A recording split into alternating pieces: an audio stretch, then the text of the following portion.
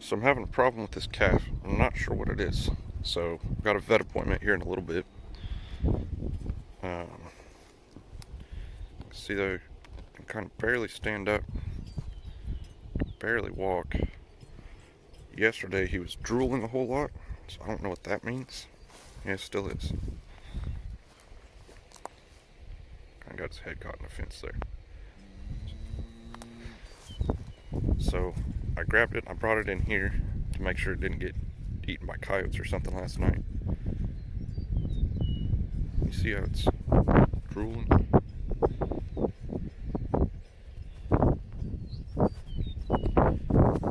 And look at that front knee. Both of them, really. See how you can just barely walk. Poor little guy. So, I don't know what's wrong with him. My neighbor did point out that this time of year there's baby copperheads. Could have bit him. So that could be why his knees swelled up. His back knees too, they're not as bad, but they're swelled up as well. It was running a fever of 103.5 yesterday, so I gave him LA 200. I need to check again, see if he's still running a fever.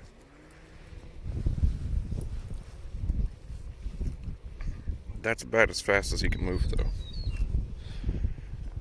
So this is number 16's calf. She's out there, she's walking up right now. I think it's that one. She keeps coming over to check on him. But she's not freaking out too much being on the other side of the fence, so that's good. I don't know. We'll see what the vet says. Alright, so just got back from the vet. Looks like he peed and pooped in my truck. That sucks. Anyway, Doc gave me some steroids. I'm going to give him this 3 days in a row. He gave me a different antibiotic. I'm going to give 2 cc's of this 5 days in a row. So I'm going to give him his first treatments real quick, and then his mom, the red one standing up right there, she's real anxious, so I'm going to go get him back out in the pasture and make sure he goes and finds her. Of course, now she's going to walk away. Anyway, it starts nursing, so I'm going to get that done. Alright, that's what we want to see. Mom's going to back up to get away from me, so I'll leave him alone. As soon as I set him down out there, though, he called out real loud and she came over running. So, that's good. My truck smells like a feedlot, so I'm going to clean that up real quick, I guess. And he's going right to nursing, so it all looks good. Pretty good angle. You can see its front legs there, its knees, how swollen they are. So, Doc said what's going on here is something called navel ill. It's also called joint ill. And basically, it's probably been sick basically since it was born. I just hadn't noticed it. And the umbilical cord can get infected, and then that bacteria can spread to different parts of the body, and you typically see it in the joints. They get real swelled up like this. And so, pretty common. He knew what it was as soon as he looked at it, which is always kind of funny. Drive all the way over there, and with him it usually takes about 10 seconds before he has a prognosis, so which is good. That's why I keep going back to him. He's a good doc. So anyway, he looked at it right away, knew what was going on, and the steroids he gave me are to help with the swelling, and that's just so that it can walk better while the antibiotics work.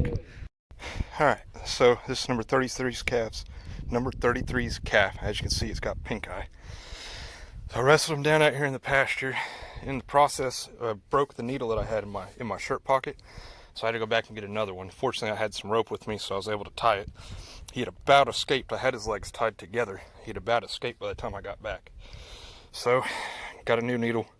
Gonna give him antibiotics. It's hard work to catch a calf this age. Alright. That sucks. That was a lot of work. So, here's what's going on. As you see, all these girls, they're in the pasture that I had my ones that were still yet to calve in. So I've decided they've eaten these other pastures down enough. I was talking to my neighbor the other day, and she kind of made the same comment, and so I'm gonna go ahead and move over to kind of phase 2 of this plan. I've got a couple of calves out here that I still need to go round up. Oh, some of them got in my pins. I'd opened this up to try and get that calf in the pins, and I did the first try, but he got under the fence over here and escaped on me. Anyway, what we're going to do is we're going to put them all here in this smaller pasture, and then I'm going to use my electric fence, and I'm going to cut them off just a little bitty piece way over there by the pond, and we're going to start rotating them across this pasture, and that's just to teach them about hot wire, to teach them what electric fence is, and to kind of start teaching them how the rotations work. And then we're going to move them across the creek. That's the plan. And then from there I'll actually start rotating them kind of for real. So I think I've got enough electric fence set up that I'll be able to do it. No problem. I should have, you know, all the supplies I need, and there's plenty of grass and stuff for them to eat over there. So we'll get them in there and start rotating them across the creek. Now, before I do that, I'm gonna get them all back in here and work them through the head gate one more time. And all my calves, I'm gonna get ear tagged if I haven't already. Sorry, that was probably annoying. And all of the ones that still need to have their ear tags switched, the cows that is, I'll go ahead and do that. And then even if I don't know which one the calves belong to, I'll still just ear tag them, and then as I see them go to their mom, I can make note of that later. No big deal, but once I got them across the creek, I want to make sure that that I know which one's which and stuff, so it'll be easier to keep track of them that way. And then this is the pasture that I'll move them out of or across the creek from, so that's why I'm putting them all over here instead of putting the other ones back with the rest of them, is that I need them in this pasture anyway, just because it has the easiest access across the creek. So okay, I'm gonna go get a hay bale and put out over here where I want them to go, and then I'll lure them all over there with a feed bucket, and then hopefully they'll all start hitting that hay and I can get my first piece of hot wire stretched out. So let's do it. This is number 16's calf from yesterday. As you can see, already walking much better. Went ahead and gave him his second dose of antibiotics and his second steroid dose. So he's one of my ones that didn't go in with the rest of them. So I got this one off over there, and then 2 white ones out there. But I gotta get to go through this gate first. So I had to chase him for a ways to get him caught and give him his medicine. So we'll get him in here first. I should probably put him and his mom in a pen here, but for now I'm just going to start with getting him in the right pasture, and then I might see if I can cut both of them out and separate them in one of my pens here. That way he's easier to catch, because he's already quite a bit more spry, come on, turn, than he was just a few days ago. Well, yesterday. Okay, that's good. That one's out. That's not what I want, but alright, gotta go work on getting those other calves in here, and then string up that electric fence. Alright, so I don't really remember where I was at yesterday with the video, but we've got them on the other side of the hot wire fence here. Now, the calves are short enough they can get out, but they come right back in. They're not going anywhere, so I'm not too worried about that. This one, though, that one's a problem.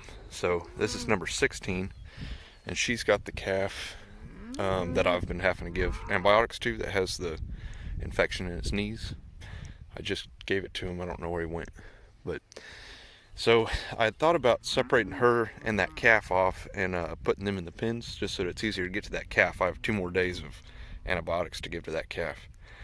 I think I've changed my mind though, so I think instead I'm gonna try and get her back in the fence with the rest of them. He wasn't too hard to catch this morning. I think that's him over there. Yeah. So I think what I'll do is I'll put some feed out in the troughs over there, and that'll get these girls all out of my way. And then I can open up the fence over there, and I'll kind of show you how that works. But it's just that reel over there is all I have to take down, and then I can open the fence. And then I'll try and chase 16 here and get her to come in here with the rest of them.